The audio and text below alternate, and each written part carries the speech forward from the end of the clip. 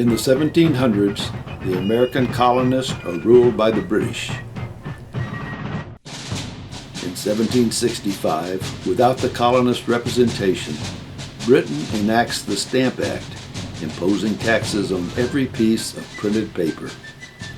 In 1767, the Townshend Act went further, putting taxes on essentials such as paint, paper, glass, lead, and tea.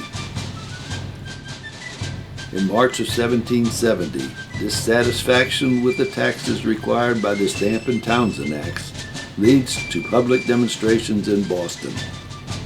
When a British customs officer fires and kills an 11-year-old boy, tensions boil over, leading to the Boston Massacre, as British troops fire on the revolting colonists.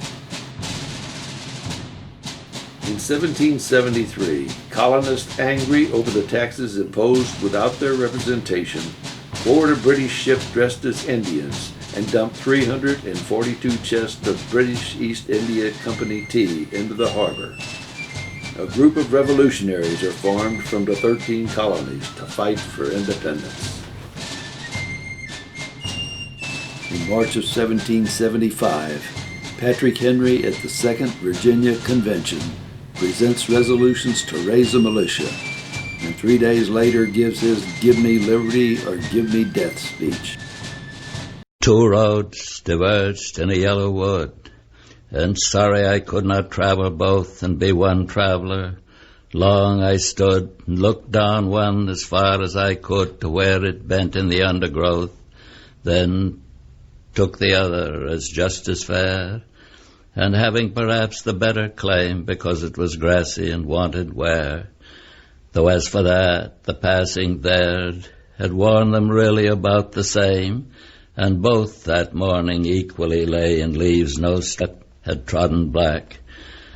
Oh, I kept the first for another day, yet knowing how way leads on to way, I doubted if I should ever come back.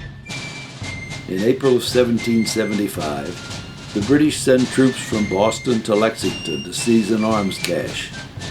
Paul Revere warns the colonial militiamen of the British approach with signal lights from the Boston Old North Church belfry. The colonial militiamen move to intercept the British. A confrontation ensues on the Lexington town green, where the first shots between the British and the colonists are fired, forcing the British to retreat to Concord. In May and June of 1775, more battles are fought, including the battles at Fort Ticonderoga and Bunker Hill. In July of 1775, George Washington is named commander of the colonial troops. In July of 1776, a Declaration of Independence is written and signed by all 13 colonies.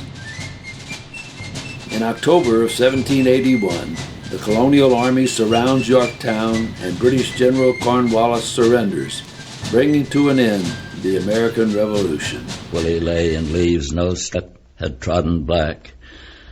Oh, I kept the first for another day, yet knowing how way leads on to way, I doubted if I should ever come back. I shall be telling this with a sigh somewhere ages and ages hence. Two roads diverged in a wood, and I took the one less traveled by, and that has made all the difference.